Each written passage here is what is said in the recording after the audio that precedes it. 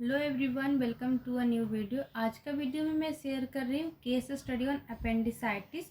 ये बहुत ही important topic है और इस पे केस स्टडी बनाने के लिए हमें क्या क्या चीज़ें मेंशन करनी होती है इसमें, तो आज मैं वो पूरा डिटेल में बताऊँगी। तो सबसे पहले हम देख लेते हैं फ्रंट पेज इस तरीके से बनाना होता है। सबसे पहले आपको केस स्टडी ऑन अपेंडिसाइटिस या जो भी आपका टॉपिक है वो यहाँ पे लिखते हैं एंड के नीचे हम लिखते हैं submitted to, submitted by and date of submission. Submitted to में अपने ट्यूटर का नेम लिखते हैं, सबमिटेड बाय में अपना नेम, डेट ऑफ सबमिशन में जिस डेट को आप सबमिट कर रहे हैं वो लिखना होता है। तो चलिए देखते हैं कि इसमें क्या क्या कंटेंट, क्या क्या टॉपिक्स ऐड होते हैं, तो वो आगे हम देखते हैं। सबसे पहला पेज में हम यहाँ पे पेशेंट का आइडेंटिफिकेशन डाटा लिखते हैं। जो भी पेशेंट का पर्सनल डाटा होता है, हॉस्पिटल का डाटा होता है, वो यहाँ पे मेंशन करते हैं। जैसे पेशेंट का नेम हो गया, एज, जेंडर, और जो भी उसका हॉस्पिटल का डाटा जैसे रजिस्ट्रेशन नंबर, बेड नंबर, ये सब होता है ना, वो इसमें हमें स्टार्टिंग में सारा चीज़ मेंशन करना होता है। तो इस तरीके से लिखना होता है। नेक्स्ट हम यहाँ पे लिखते हैं चीफ कंप्लेन। पेशेंट जब एडमिशन के टाइम पे जो भी कंप्लेंट्स के साथ आता है तो वो यहाँ पे लिखते हैं। उसके बाद सबसे पहले हमें देखना होता है पेशेंट का इलनेस हिस्ट्री। उसमें हम लिखते हैं present medical history, past medical history, present surgical history and past surgical history. ये हमारा पेशेंट का इलनेस हिस्ट्री में आता है, इसमें हमें लिखना होता है। उसके बाद लिखते हैं पेशेंट का फैमिली हिस्ट्री। पेशेंट का फैमिली हिस्ट्री में पेशेंट का फैमिली में जितने भी मेंबर्स होते हैं सारे उन मेंबर्स का नेम एंड उसका age, relationship, occupation, education and health status सारा यहाँ पे मेंशन करना होता है। फैमिली हिस्ट्री लिखने के बाद हमें फैमिली ट्री बनाना होता है। इस तरीके से जो भी पेशेंट का फैमिली में मेंबर्स होते हैं उसको इस तरीके से ट्री बनाते हैं एंड की पॉइंट लिखना होता है। नेक्स्ट हम लिखते हैं सोशियो इकोनॉमिक हिस्ट्री। पेशेंट का जो भी सोशल और इकोनॉमिकल हिस्ट्री होता है वो यहाँ पे मेंशन करना होता है। जैसे कि पेशेंट का income status, type of family, type of house, water supply. उसके बाद लिखते हैं पेशेंट का पर्सनल हिस्ट्री। पर्सनल हिस्ट्री में पेशेंट का जो भी लाइफ स्टाइल होता है उसके बारे में यहाँ पे लिखते हैं। जैसे वो किस प्रकार का डाइट ले रहा है, एपेटाइट क्या, उसका स्लीपिंग पैटर्न क्या है, ये सारा हम यहाँ पे उसका मेंशन करते हैं। Then psychological history. Psychological history में पेशेंट का क्या मेंटल स्टेटस है, क्या एबिलिटी है उसका, वो सारा हम यहाँ पे एग्जामिन करके लिखते हैं। नेक्स्ट आता है हमारा फिजिकल एग्जामिनेशन। फिजिकल एग्जामिनेशन में पेशेंट का पूरा बॉडी का फिजिकल एग्जामिनेशन करना होता है, जिसमें हेड टू टो एग्जामिनेशन करते हैं। जैसे जनरल अपीयरेंस, उसका क्या लुक है, वो मतलब आउटर कैसा दिखता है, वो हम यहाँ पे लिखते हैं। उसके बाद स्किन का क्या कंडीशन है, स्किन में स्किन कलर, कोई लेसन प्रेजेंट है, स्कारी, एडिमा, ये सारा चीज़ वहाँ पे मेंशन करना होता है।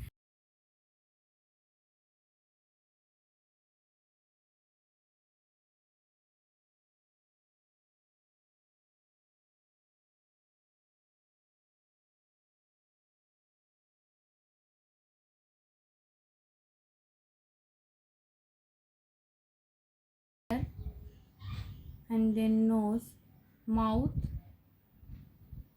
नेक, इसमें इतने पॉइंट्स हमें लिखने होते हैं।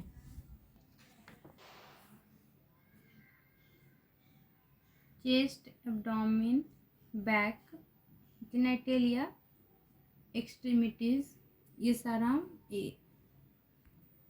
ये फिजिकल एग्जामिनेशन होने के बाद हम पेशेंट का वाइटल्स लेते हैं। वाइटल्स में पेशेंट का जो भी वाइटल होता है, नॉर्मल टेम्परेचर, पल्स, रिस्पायरेशन, ये सारा हम वहाँ पे चेक करते हैं।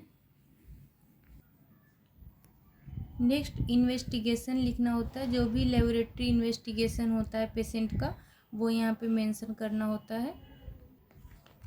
नेक्स्ट मेडिकेशन लिखते हैं। जो भी पेशेंट का डिजीज़ कंडीशन के अकॉर्डिंग मेडिकेशन चल रहा है वो यहाँ पे सारा मेंशन करना होता है। तो इस तरीके से मेडिकेशन लिखते हैं। उसके बाद इसमें जो सबसे इम्पॉर्टेंट थिंग है वो यही है कि केस स्टडी बनाने के टाइम हमें डिजीज़ कंडीशन, यानी कि जो भी जैसे हम डिजीज़ पढ़ते हैं, डिजीज़ कंडीशन जितना सारा चीज़ें उसमें लिखने को होती है, पढ़ने को होती है, वो यहाँ पे हमें सारा लिखना होता है। तो डिजीज़ कंडीशन में सबसे पहले हम डिजीज़ कंडीशन का नाम लिखेंगे, जैसे अपेंडिसाइटिस, एंड उसके बाद उसका इंट्रोडक्शन देंगे। तो सबसे पहले यहाँ पे इंट्रोडक्शन लिखेंगे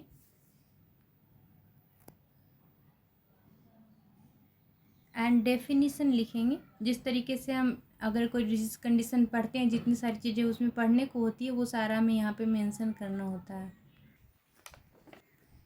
काउजेस, इस तरीके से हमें एक book picture and patient picture, एक कंपार्टमेंट इस तरीके से बनाना होता है, और उसमें जो भी उस बीमारी का जो भी कॉजेज हो सकता है वो सारा हम यहाँ पे लिखते हैं। देन साइन एंड सिम्टम्स भी उस तरीके से लिखा जाता है।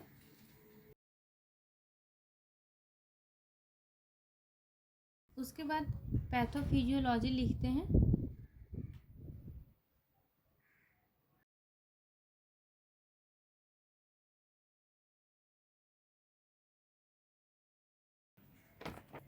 नेक्स्ट डायग्नोस्टिक इवैल्यूएशन इसी तरीके से लिखा जाता है। डायग्नोस्टिक इवैल्यूएशन लिखने के बाद हम मैनेजमेंट लिखते हैं। इसमें सबसे फर्स्ट आ जाता है मेडिकल मैनेजमेंट। जो भी पेशेंट का मेडिकेशन चल रहा है उसे हम मेडिकल मैनेजमेंट कहते हैं, तो यहाँ पे लिखेंगे। उसके बाद आ जाता है सर्जिकल मैनेजमेंट। उस डिजीज के अकॉर्डिंग जो भी सर्जरी परफॉर्म हुआ है उस पर, तो वो हम यहाँ पे मेंशन करेंगे। नर्सिंग मैनेजमेंट में नर्सेस के द्वारा जो केयर दिया जाता है पेशेंट को, वो यहाँ पे हमें लिखना होता है इस तरीके से। And next nursing diagnosis. Nursing diagnosis में हमें 5 नर्सिंग डायग्नोसिस बनाने होते हैं, तो यहाँ पे लिखा हुआ है, आप देख सकते हैं। इसमें 5 नर्सिंग डायग्नोसिस लिखने होते हैं, जिसमें से कि 3 को हमें पूरा डिस्क्राइब एनसीपी बनाना होता है, नर्सिंग केयर प्लान बनाना होता है। तो नेक्स्ट हम वो देखेंगे।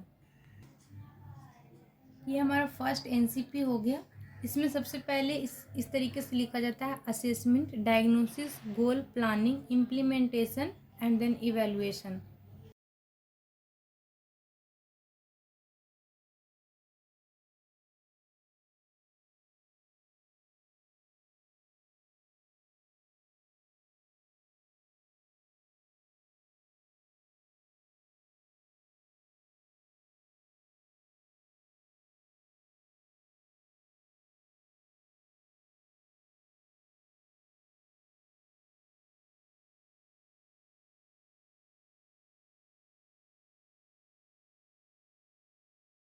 नर्सिंग केयर प्लान बनाने के बाद हमें हेल्थ एजुकेशन देना होता है। तो हेल्थ एजुकेशन में हमें पेशेंट का डिजीज़ कंडीशन के अकॉर्डिंग उसका डाइट, उसका हाइजीन वगैरह, कौन सा एक्सरसाइज कर सकता है, उसका क्या क्या मेडिकेशन है, ये सारा हम यहाँ पे लिखना होता है। और पेशेंट को भी एक्सप्लेन करना होता है, उसके साथ जो अटेंडर होते हैं उन लोगों को एक्सप्लेन करना होता है।